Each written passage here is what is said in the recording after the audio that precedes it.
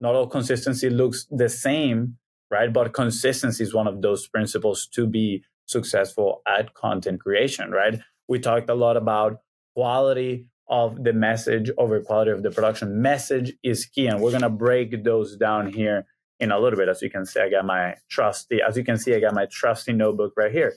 But what I want you to think about, the glasses, right, is every time you see one of these topics that you want to dive in, doesn't have to be content creation or marketing, but for the sake of the example, I know you come here to Content is Profit to learn about this stuff, about content creation and how to turn your content into profit. So we're going to look at it under that lens, right? You start seeing a framework and you start thinking about, well, what are the principles that rule over that framework? And then as you ask yourself that question, because we know that the quality of your life and your outputs is dictated by the quality of the questions that you ask yourself. So you're going to be asking yourself, what are the principles that rule over this framework? And eventually you're going to start seeing it, right? Oh, well, the principle is that of consistency, or the principle is that of attention. How are they driving attention? Now, their framework might have a very specific way of driving attention, but is that way the best one for you?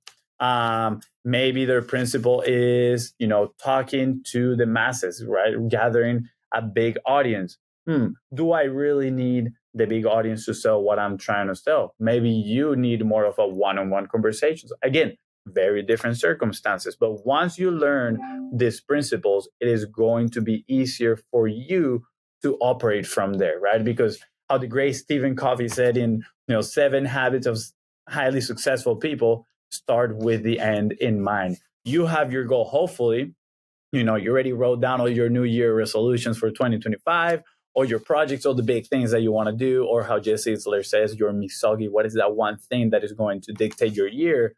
But once you have that, you can break it down into the principles, and then what are the frameworks that you are going to use to make this successful. Now, of course, you don't want to find yourself in a situation where you're jumping from one framework to the other, right? You do need to invest some time into whatever you decide you're going to do. Invest some time into it. Take action, right?